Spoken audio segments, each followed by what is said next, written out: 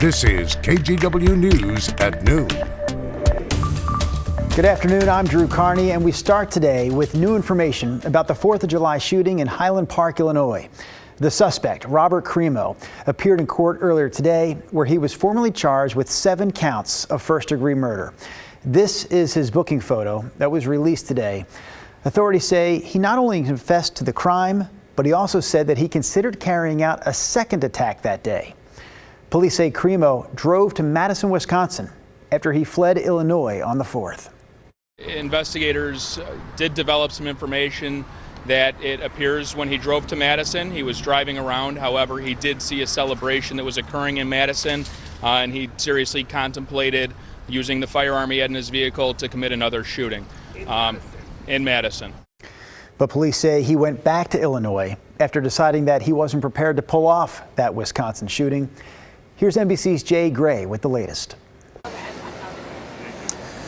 Good afternoon. 2 days after the deadly attack here in Highland Park, Illinois, the downtown area is still locked down. The investigation is continuing, but a lot unfolding today. First of all, the suspect in this case, Robert Cremo III, has, according to authorities, confessed to the attack, killing 7, injuring more than 2 dozen. They say that not only has he shared that with investigators, he's identified himself on videotape and again has explained to those investigators how he carried out this attack. What we don't know is why, and at this point investigators are saying that they aren't sure of a motive in this case.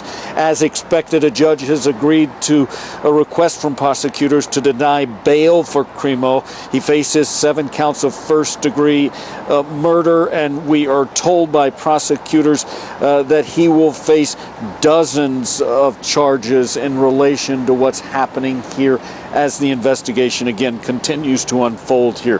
Cremo's family has released a written statement calling the attack, quote, a terrible tragedy, adding that their hearts, thoughts, and prayers go out to this community. It's a community that's still reeling. There are people that continue to come to this site, leaving flowers, many leaving the area in tears.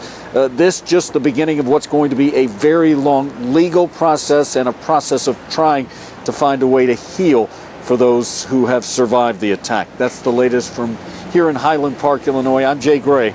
Back to you. All right, we do have more news to get to here this afternoon, but first we're going to take a quick look outside by way of our Rose City Sky Cam, and you can see the cloudy sky still hanging over downtown Portland. Rod Hill, we saw rain this morning, some more showers this afternoon. Are we through with the rain yet today? Well, there's still an ongoing chance of rain, but it does appear, Drew, that the wet start we had was by far the wettest part of what today is going to turn out to be, and then tonight the shower chance completely ends and we get going into some really nice summer weather for the weekend. The radar behind me, showers mainly over in Idaho out east, and then we have showers crawling up the Cascades, a few in the Coast Range, but overall there's a few specks of what I would say traceable showers up and down the I-5 corridor, but not a whole lot. Thinning cloud cover along the North Beach right now. Here's Cannon Beach Live. Lots of people out with the tide out. You can walk up to the Haystack Rock at 67 degrees. Still overcast, but currently dry in downtown. We're at 68. Could get up to about 77 today. Again, that shower chance continues, but it doesn't look like we're going to get much more. Drew, some areas picked up just shy of 1/4 inch of rain, which for July this morning, that's a big soak, sir. Back to you. Absolutely. All right, more from Rod coming up here in a few minutes, but right now, more news headlines, beginning with the man who served as White House counsel for former President Donald Trump. He's expected to testify Friday with the January 6th committee. The committee issued a subpoena for Pat Cipollone last week. The interview with Cipollone will be transcribed and videotaped, according to a person familiar with the matter. Cipollone is considered a critical witness, and the committee says evidence shows he repeatedly raised legal and other concerns about President Trump's activities leading up to January 6th. We also have some local headlines to share this afternoon. A man charged with assault and bias crimes for allegedly attacking a father and his 5-year-old daughter last weekend did not show up for court today. There's now an arrest warrant out for Dylan Kesterson. Prosecutors say he hit a little girl and her father on Saturday after making hateful comments towards them about being of Japanese descent. The father and his daughter were riding bikes along Portland's East Bank Esplanade at the time. Police actually arrested Kesterson on Saturday, but a judge released him from custody shortly thereafter. A 4th of July celebration turned deadly when a man drove a van into a crowd of people on the Oregon coast, the southern Oregon coast, killing one person and injuring 3 others. Witnesses say the driver appeared to be passed out behind the wheel at the beachfront RV park in Curry County. Police have identified him as 66-year-old Paul Armenta of Brookings. He was taken to the hospital, and police say they're still investigating the cause of that crash. There was also a close call during a 4th of July parade in Molalla on Monday. Police say 48-year-old Christopher Eby drove the wrong way towards the front of the parade, ignoring officers' commands to stop. But police were able to block him with help from the Molalla Fire Department before anyone was hurt. Eby now faces multiple charges. A 13-year-old girl who was kidnapped from Canada is home safe, while the suspect behind her kidnapping is behind bars. Noah Medrano from Clackamas County faces kidnapping and rape charges. KGW's Alma McCarty has reaction from the girl's family in Edmonton. Inside the Clackamas County Courthouse Tuesday afternoon, Noah Medrano can be seen shaking his head over a video monitor as a prosecutor explains to the judge why they've requested a $500,000 bail. The state is alleging that the defendant targeted a 12-year-old child in Canada, coerced her over the course of a year, went up to Canada to retrieve and kidnap the child, and came to Oregon City. Investigators say the 41-year-old met the victim, a 13-year-old girl, on social media, then drove to Edmonton to kidnap her. She was reported missing last month, gone 10 days from her family as the local community worked to find her. The amount that people rallied around us certainly kept the entire family going. Law enforcement located her with Medrano in Oregon City on July 2nd. Officers arrested the suspect and the victim was taken to a local children's hospital. We're kind of taking one day at a time and surrounded her with friends and family and just trying to get her through.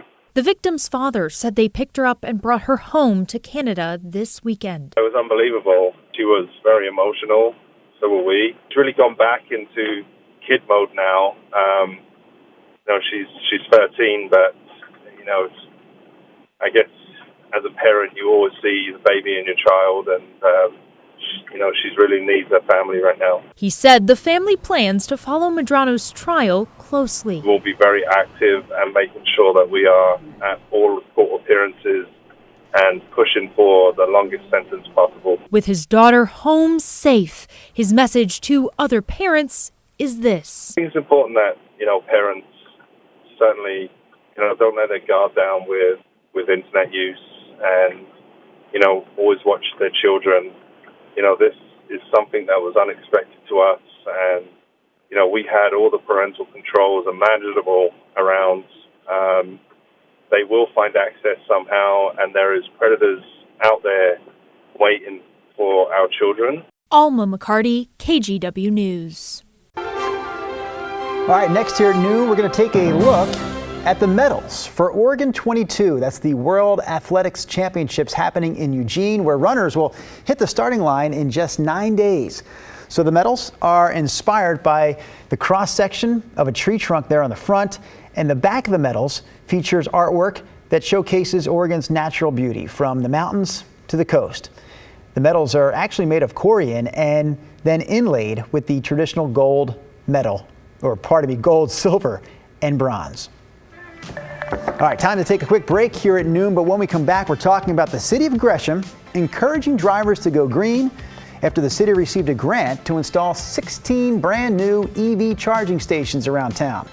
Again, we'll have more on this in just a moment, but first, a reminder that the KGW School Supply Drive is coming our way in August, but July is the time to sign up to be a collection site. So if you're a local business or you're part of a local program that can collect supplies for this year's drive, go to that website right there on the screen, kgw.com/school.